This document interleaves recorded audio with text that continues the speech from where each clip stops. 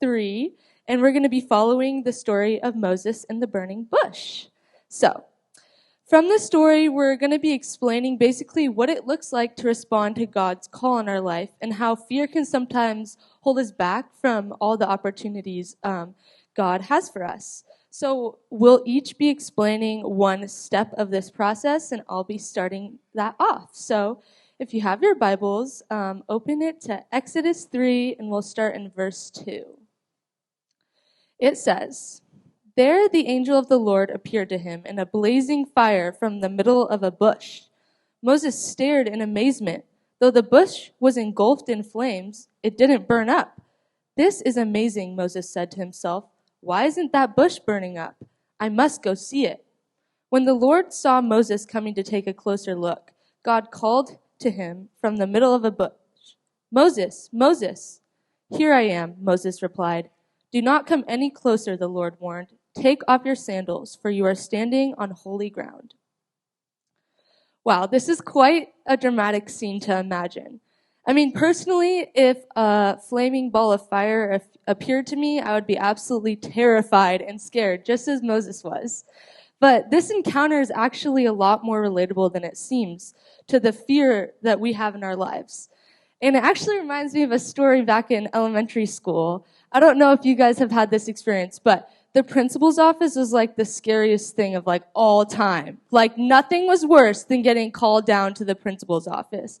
It was the absolute walk of shame to me. And if I ever thought about the worst thing that could ever happen, that was it. So I was in second grade doing whatever second graders do. I don't really remember, but all I remember is this scary voice goes on the intercom and says, "Katerina, please report to the principal's office."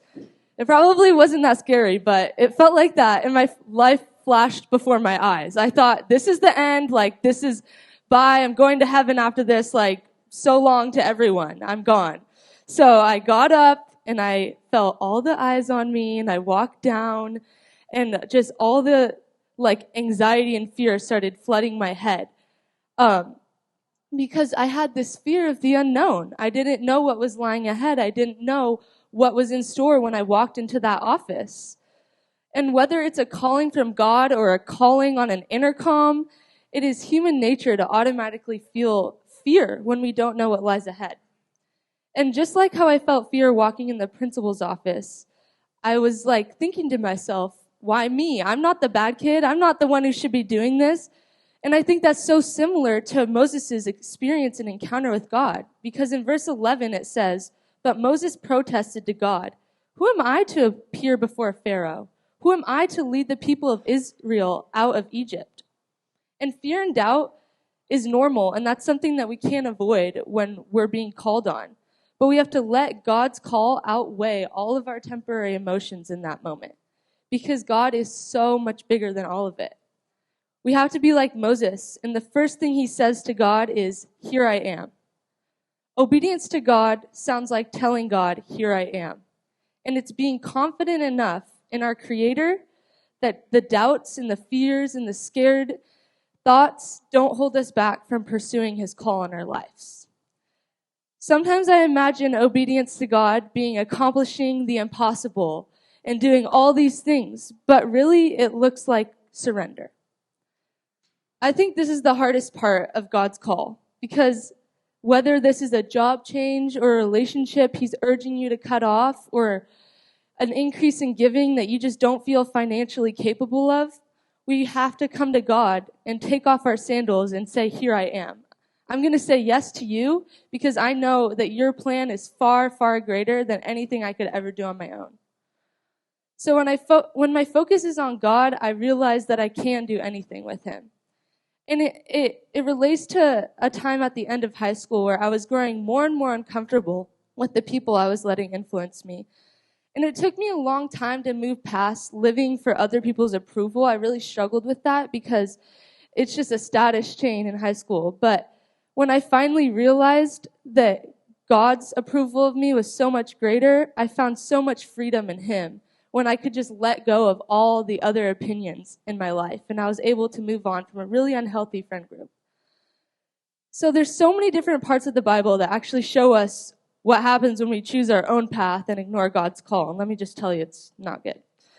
But Moses used to be an arrogant prince, and then life happened, and he was left in the desert, and he felt like he wasn't capable of anything. But as he had his encounter with God, his focus shifted. He was no longer focused on himself in pride or in insecurity. He's not thinking about himself at all. He is completely attuned to God. So what if he hadn't paid attention to God's call? What if he chose not to? This is the action point that we have to make as followers of Jesus. We can go on a path that we think is better and go down a path where we feel like we know more, but in reality, we have to be like Moses and recognize that we have to choose God's path because we don't know what lies ahead, and he does. So although I was terrified of being sent to the principal's office, I won't leave you on a cliffhanger. I'll tell you what happened. So I walked down, I got in, and basically my principal talked to me, and he was like, I've heard from your teacher that you're a leader in your classroom, and we have an assembly next week, and we're starting this thing called Bully Free World, and I want you to help us show the students in our school that. And so I wasn't being called to be punished. I was actually asked to do something. And if I had let my fear hold me back, well, I wouldn't have been able to be a part of such an amazing thing. And Moses had a similar situation because he wasn't being called to be punished. He was being called to be recruited by God. And we often doubt that God would use us for his glory, but callings are not just for saints. Callings are not just for pastors. Calling is for all of us. We all have a call in our lives if we listen to God. So he just needs us to listen to his calling and say, "Here I am, Lord." Howdy. My name is Noah. I am one of the wonderful interns here at BG4. I am so ecstatic to be able to have the opportunity to speak with you guys. Today, as you guys know, we are speaking on verses from Exodus chapter 3, and today we are going to learn that God is present. All right, let's get into it. Then God told him, "I will be with you, and this will serve as proof that I have sent you. When you have brought the Israelites out of Egypt, you return here to worship God this very mountain." In this verse, I learn that God is reassuring Moses that he's not alone, and God is still with him. On the other hand, sometimes in my life, I feel so lonely and isolated, and there are situations that I sometimes go through. I have no one to help me nor guide me. Moreover, sometimes I feel cut off from the world and my friends because some of them are not Christian and do not want to have the relationship with the Lord, and they do not understand his grace nor his mercy. Sometimes there are circumstances in my life that don't go my way, and I become discouraged or even upset, but I believe that the Lord is still with me. As many of you know, we had a wonderful summer camp. I didn't go to this one because I went to a different camp. Elijah was not happy about that, but I still had a wonderful time. Yeah, he was not too happy. The week before camp, I was going through immense spiritual warfare. I felt stuck in my emotions, and I was hiding them from my friends, my peers, my pastors. And I was really aggravated, sad, and just depressed towards my friends and my family members, and I would lash out at them when I felt under pressure. During that week, I felt really worthless, and I felt like no one cared about me. Even in those moments where I felt like there was no hope for me, I looked to the Lord for guidance in fighting the spiritual battle against the enemy, and I was able to win, and I was able to stomp on the devil. Big or small, the Lord allows certain problems in our lives to happen in order for our faith to become stronger. So, on Thursday after work, I went directly to the gym. I was in my medical scrubs. I didn't have a change of clothes. I'm lazy, and I was like, I look great in these, so I was like, I'm going to work out, and it's comfortable. Anyways, I hit biceps and back. It was a great workout. Usually right after my workouts, I have a protein shake for my muscles to recover. And particularly, my dad told me I have to be home at 11 because I work tomorrow. I work when my dad is terrible. Yeah. He's a foot podiatrist, and I have to cut his toenails, and it is disgusting. But I'm going to quit. I'm going to work at Chipotle. And so I was drinking a protein shake on the way home, and I was driving really fast. That was terrible of me. And as I was shaking my protein shake, it spilled all over my car, all over my dash, all over me, my scrubs. And in that moment, I panicked. I freaked out. I kind of went ballistic. I was about to say every single obscenity known to man. However, I calmed down. I took a deep breath and I said, Lord, just help me. And in that moment, I felt peace and I realized, you know what? It's not a big deal after all. No, I have a protein shake all over me, but it's going to be fine. I drove home all cold and clammy. The point of my story here is that God allows certain things to happen to us so that we may really just trust in Him. Breakups, family disasters, deaths, loss, divorce, and spilling a protein shake all over your car and yourself. I feel like the Lord really let this happen to me so that I may control my emotions better, because I do get aggravated at my peers and my friends a lot. Moving along, we live in a post-Christian world that believes that we're supposed to be independent and there is no God. However, the Lord is still present regardless of what people want to believe. Looping back to Moses, he was raised in Egypt, which at the time was a society that did not believe in the Lord. They had other gods such as Horus, Anubis, Osiris, Ra, and more. We could see this because they had different types of spiritual practices such as mummification and offerings to their gods, such as food and drinks. And then the thought of God was not popular in Egypt, just like today's society.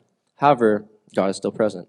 If God can lead the Israelites out of Egypt from slavery, He can lead you out of the difficult scenario and seasons that you're going through, because He is still present. Thank you. Hi guys, I'm Haley. I'm going to continue our talk in Exodus 3 and verses 16 and 17.